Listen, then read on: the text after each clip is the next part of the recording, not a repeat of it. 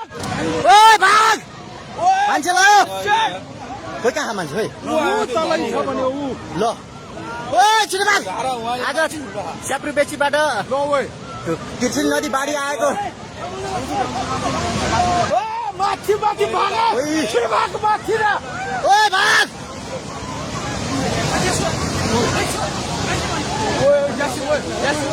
धेरै नै ठुलो आएको छ अचानक विपत्ति आयो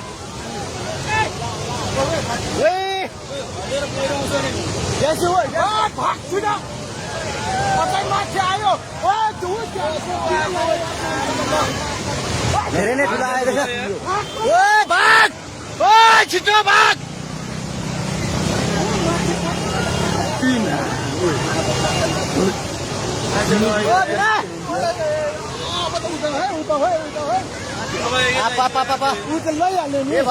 यो ड्याम पनि फुट्छ